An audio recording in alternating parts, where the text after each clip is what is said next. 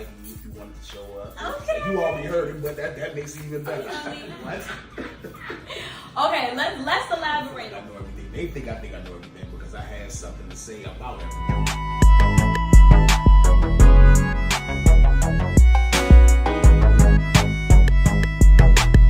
Back, it has been what, 3 years? Years. Because it's a lot of people that want to hear these influences of mine, that miss that type of music, but I can convey it in another way to make the younger ones be like questioning, like, okay, he's older, he's been through some things, you know. I'm Diamond B. Frazier, and this is Fat Handsome. What has happened in your career over 3 years? Where are you at today? Well, today I'm now producing, engineering, affecting that type of craft.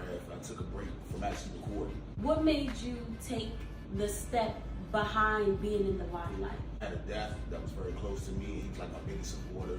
That kind of like made me fall back. Not really question myself, but question the direction of music in general. That makes sense. Let's get a little refresher. Okay. And I'm just gonna give you 3 statements, and you tell me if they're true about you. Okay.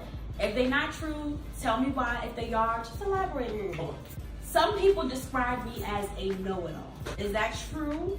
That's true. Why do you feel like you just know everything? I don't feel like I know everything. They think I know everything because I have something to say about everything.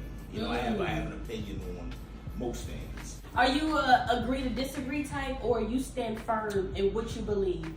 And you to an extent. Okay.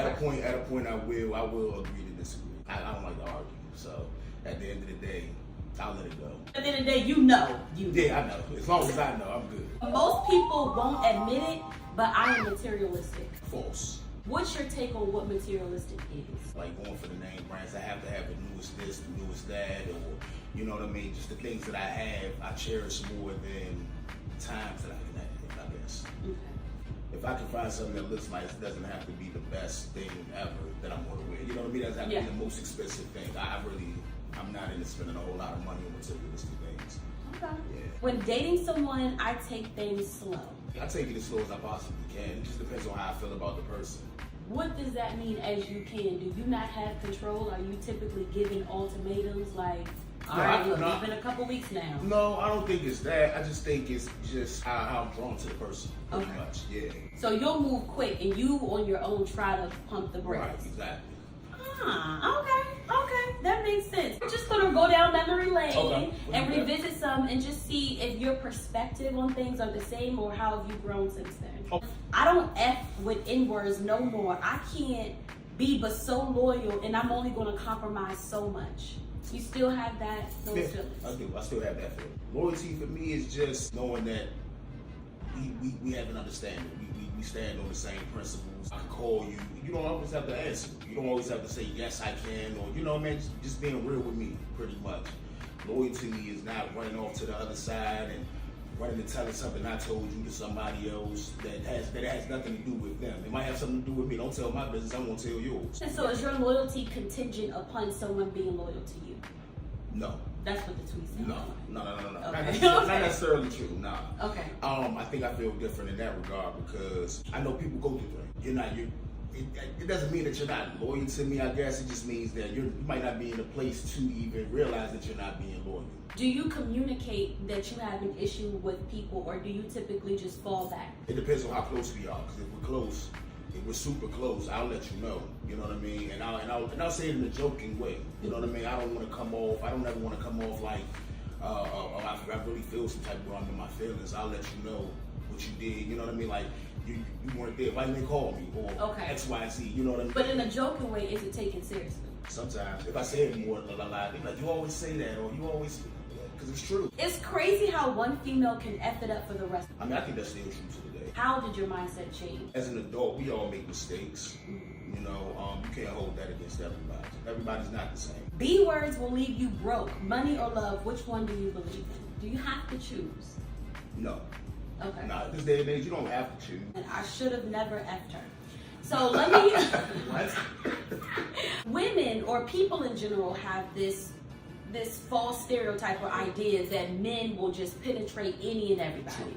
But this tweet seems like you are mindful on who you lay down with. Exactly. Yeah, I am. I've always been that way, I think. What's the determination factor? Meaning, outside of the physicality? Does it have to be someone that you're in a committed relationship with?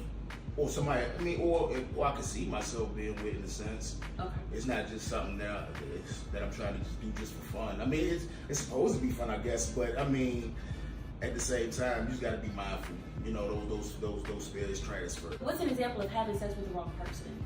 The repercussions being though, unwanted pregnancy can happen. You know, you barely know this person, especially if you barely know the person. Let's say that the sexually transmitted diseases that are out here. You know, you got to be very careful. You really want to get to know somebody before you just hop in the sack with them. Pregnancy and STD aside, how does it affect you having sex with them? I mean, I think spiritually it affects you. I think it does. I think, you know, it can change. It can be trained. That makes sense. All right, cool. So we're going to get into with it or quit it. And I'm just going to give you some statements. You tell me whether you with it, that means you agree, quit it, mean you don't agree, and then you just tell us why. Satan rules the world. Yeah, I'm with that in a sense, because just look at the world around us right now. It seems like the devil is really running rampant. It's got a hold on our community and culture as a whole. People got to find their way back to some type of spiritual beings. You know what I mean? Some people view Satan as a fictional character, some a spiritual being, some an energy. How would you describe Satan to someone? I would say all three, honestly. Okay. It can be somebody, just a normal person, but they got a devil inside of them. It's just a bad. I feel like the devil is something just bad. Anything bad is the devil. You know what I mean? That's what the old folks say. That's the devil. Yeah. The way my father treated my mother is how I treat women. I'm with it. The way my dad treated my mom, he even when they weren't together, he still treated her with respect. You know. And even when she wasn't at her best, he still treated her with respect. You know what I mean? Even in regards to her and I. Even when she wasn't the best towards me, he still didn't disrespect her. He just wanted her to get right for me. You've always respected women. Always is a strong word. Look, even from the tweets, I mean, certain words may have been used that weren't respectful. But in a whole sense, I was very respectful. Well, I've always been respectful of women. But what does it mean to respect a woman? Respecting their beliefs. I mean, understanding that they're human too, that they should be treated equally in all cases. Are women the prize, or are men the prize? Or are both? They both the prize. Okay. Because you get things from both of them. You know what I mean? You can learn things from a male. You can learn things from a female that you can't necessarily learn from that same sex. How has the idea of women being the prize affected how modern day women are? It makes them seem as though they're more superior. You put women on a pedestal on social media for some reason. I don't understand it, but we do. And some women deserve that pedestal, but you also have to be careful on how you do it. All right, next one. Being gay is a choice. I quit it. Where did you get this idea from? That they're born this way. Because I don't know of any men personally that I can say I chose to be gay. I've never heard that from any male that I know that is gay. All right, and drugs and alcohol have hindered me in life. I agree. When did you start, or how were you introduced to drugs and alcohol? A young teenager, and I mean, even I guess if we're talking drugs and we saying marijuana for the most part, for me, you know, I haven't really dabbled in too much of anything else. So marijuana for sure. I caught my first and only charge because of marijuana. I can say that hindered me for a second, but I didn't let it stop me. Those habits, these habits that we form. Not trying to understand how they become a habit, you know what I mean? Because, you know, initially it might be something fun to do, and then you start becoming dependent on certain things. So for you, did it start off recreational? For sure. Was it ever a point where it was to mask pain, or it was solely recreational? I'd say during COVID, when I lost my best friend, it became something that I was dependent upon. Losing someone so close, and a lot of us have lost people in recent time and still every day. What advice do you give to someone on how to cope with that, or how are you coping with it? You gotta talk to somebody. You know, you gotta try to remember those good times and understand that it's gonna be okay. Understand that they're not in pain anymore. Yeah. You know what I mean? They're not here. We're here. So we gotta learn to live with with them not being here, but also knowing that they would want us to continue to move forward. Absolutely. Physical discipline is a necessity when raising children. I'm with that. How do you feel about new age, like what they call it, gentle parenting? Initially, you have to just teach. You have to talk. You have to teach. Talking is key initially. But once they get to a certain age and they just... It's like, I'm going to say it, but so many times. So many times. You got to put a firm hand down at a certain point. Did you get whippings growing up? Oh, yeah. Okay. Oh, yeah. Not all. It wasn't abuse, but it was... I was a wild boy, so for sure. Yeah, and do you feel like it worked? Yeah, it worked. It worked to a degree. Those whoopings worked. Being on punishment never worked. Being put on restriction, home restriction, things like that, no phone, TV, things like that never worked. Why not? Did you not really care about those things? It got to a certain point where I was like, I'm gonna do what I want anyway. And that's just being honest. I just felt like I'm grown. I can do what I want. I'm 16. I can do whatever I want. That's not stopping me, because at that point, I'm not getting beatings anymore. You know what I mean? 15, 16, I'm not getting beatings. So did the punishment not work because you didn't actually follow up? Well, I did. Well, at a young age, I did. Okay. At a young age, I did, and then it got to a certain point where I'm like, I'm leaving, man. You would tell me I can't go nowhere, but I'm going to go I'm somewhere. going. Are you currently a parent? No, I'm not a parent. You're not a parent? I am not a parent. You sound a little bit excited. If you have children, would you have grace with them knowing, how you were at 16, 17? With mine? Nah, I probably wouldn't. You ain't gonna be understanding, huh? Nah. Or one last one, because I heard this the other day. I asked this guy, I was like, where do you feel like humans originate, right? His mind didn't go spiritual. He said from apes. Oh, okay. Where do you feel like humans originate? I definitely think we're products of God, Absolutely. Yeah, that's as deep as I can go with it. No, I feel you. I was like, There ain't no apes. I was like, that was interesting. Yeah. Okay. I'm like, what about God? He's like, oh yeah. So like, maybe it's other people that think like that. Nah, I don't think like that one. Let's get into the project. Okay. So in the beginning, you let us know that you kind of dial back from being the one in the booth. Yeah. How did you get back to being the one in the booth? Wow. I wrote a song for my brother, my best friend that passed away. I wrote a song for him that got me back in the booth. I just couldn't help myself. It's like I wrote it. It was so therapeutic. I was like, I'm sure he's looking down like, yo, you better record this. Mm-hmm. Stop playing, get back in there and record. So that's what did it for me. Let's get into the music. So All Yours is the first one I heard. Child, I was like, I'm glad my grandma not there. And my granddad, I'm like, hold on, what? It was a nice song. It was wild. It was nice. Yeah. It was nice to have the female, male. I like that combination. So I don't even know if I should ask what's the inspiration, because I mean, the song itself kind of. It tells you like, duh. Yeah. What compelled you to make that song? After coming from the booth, making a nice song for your brother, you just decided to go right into that. How did that happen? Said, oh, we good, she pretty little pussy. Well, okay, so the thing about that song, we actually, I produced that. I produced the whole album. I was working with the singer. We were doing tracks for other artists. We wrote it for another artist. The artist took too long to get back to us, and I was like, you know what, I'm keeping it for myself. I kind of like it.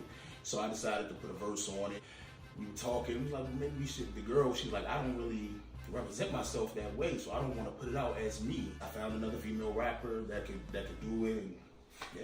Okay. Yeah. So the artist that you wrote it for, did they ask you, hey, this is the type of song I want? They asked for some writing done, so we did some hooks and some beats and sent them over, and they weren't very professional, so we just kind of dialed back on that. From a business aspect, do you have your business in order?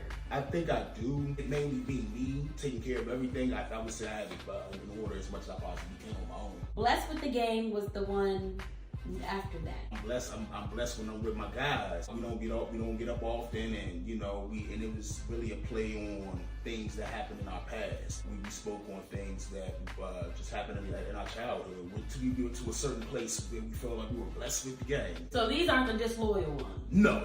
These are the ones that are still around, but everybody has families now. Does that make you feel left out? Nah, not at all. You're good, everybody. You living their life. I'm happy for them. I hear that.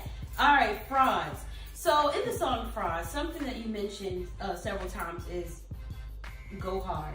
And it wasn't from a hustle sense. It was like, yeah, like I go hard type thing. What exactly does that mean? And why is it important to let people know? To not be played with.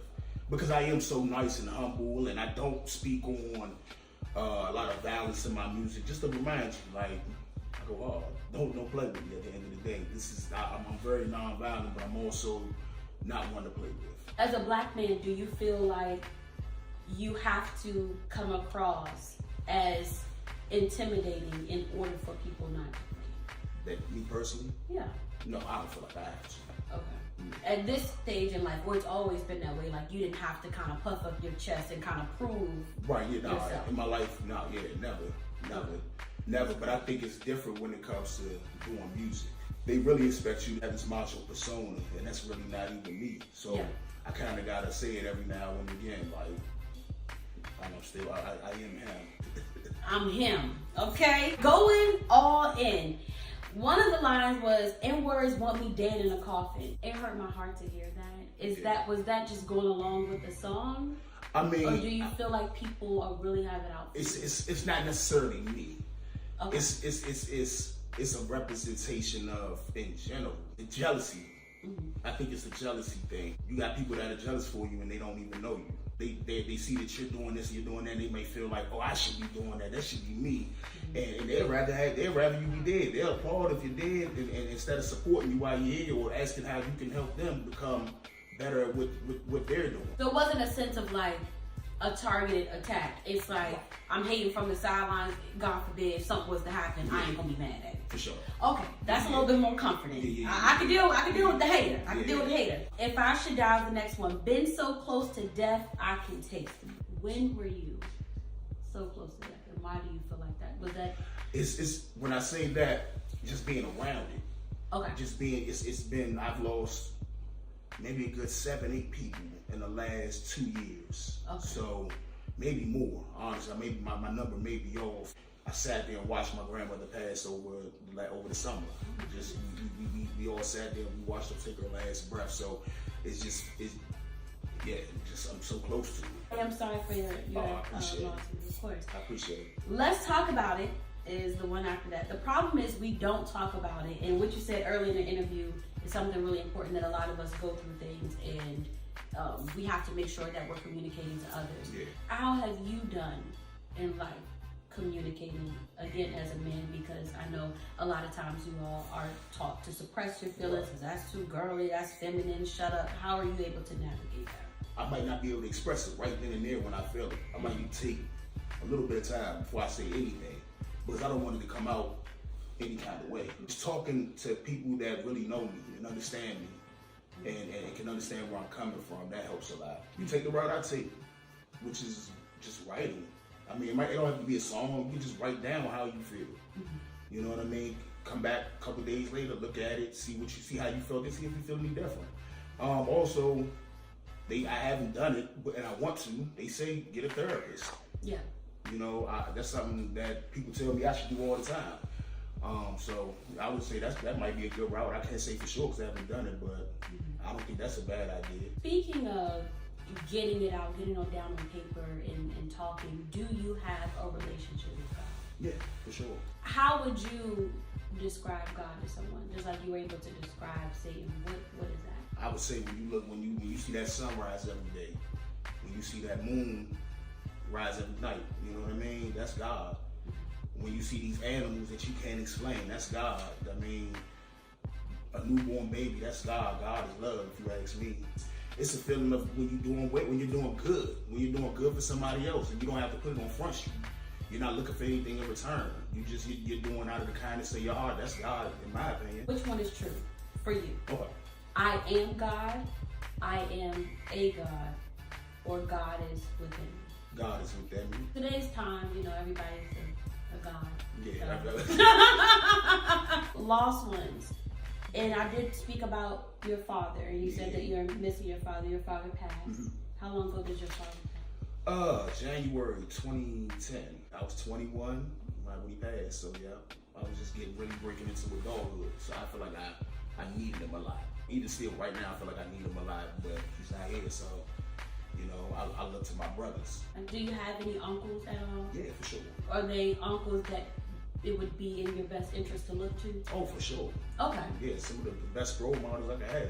Oh, y'all. Yeah. That's a blessing. Yeah. What's something that your father taught you that you still make sure that you abide by today? Keep going hard. Keep striving. Don't stop. Keep trying to level up. And that looks different for a lot of people. But it's just, and I'm not saying financially or social status. I mean, just even in spirit. You know, just continue to grow. That's good. That's important. All right, monetize, traumatize. What would you like to see in Black media? In Black media, I would love to just see more positivity, less drama. Let's not push the drama. Let's not push the feuding. Not push the negative narratives. Let's show the kid that just scored outstanding on his benchmark testing or something. You know what I mean? The kid that just got the scholarship. Let's put him on Front Street. Absolutely. Yeah. Would you watch a show that has no drama? Yeah. Whoa, hold up. Yeah, I would. No, I think I do. I watch some TV shows, but not necessarily name drama. a show with no drama. Oh, Daddy, you got drama. I was there because one. Would you be entertained? You can be. Would you be entertained with no drama? Yeah, if it's comedy, I guess. I can laugh. I like laughing, so yeah. With that being said, these are still forms of media. Yeah. So these media outlets, they know you're going to keep coming back For the drama. You want to know what's next. You want to know who died, who got killed. Right. And this is all like a big reality TV show because when someone died, it ain't hitting you hard. Like, oh my gosh, I can't believe, so-and-so got killed. There are certain, people, but for the most part, it's like you just go send it to somebody, guess what happened? Yeah. So it's something to talk about. True. And then you yourself, admittedly so, just like a lot of people, you're not going to be tuned in. Yeah. If it's not like some sort of plot or some twist or some drama or... Well, I would say, I'm not saying it doesn't have to be, it has to like have no drama. Because that's everyday life. There is drama in everyday life and people do tune in for that. So, but I'm saying on top, as much as we promote the negative, let's promote the positive as well. Okay. So that's just a balance. Yeah, for sure. Are you the type that will watch fights online? Not boxing. Right. The girl getting dragged at the McDonald's, The one getting beat the up. day. That's what I'm saying. Is that the stuff? Does that interest you? I wouldn't say it interests me, but it was crazy to see. I definitely Did you watch it a couple times? That's what I'm saying. So when people, just like in music, when people say, this is what the people want, this is what the people want, clearly it's what the people want. Yeah. So then how do you change what it is that people want? Or people just like pain, drama, agony? It's hard. That's hard. That's a good question, and it's hard. I don't know how you would change that. Mm-hmm. I think we've become accustomed to certain things. So when you wrote this project, because of a lot of things that you've experienced and you went through, this was very therapeutic for you. Sure. Yeah. And the idea, I'm assuming, you're putting it out for self first, like just to release. But as the consumer, I'm expected to relate to. In one way, I would. Let's say for sure, it started off very personal. It was very just for me, and then it just became something else. People, I would want people to just take, even if it's a line here, a line there, just something that they can feel, something they can understand. You know what I mean? And that they can use in their own life, like that. I felt that. I feel this way, or I felt this way. I overcame this. I think misery loves company, honestly. All right, you do have other songs on here, and I have a favorite of mine, but I'm not going to tell you what the favorite is. I want you to tell me what your favorite is. I want to see if we have the same one. If I only had, my set was 3 minutes, 4 minutes, I want this song. What would you do? It would probably be.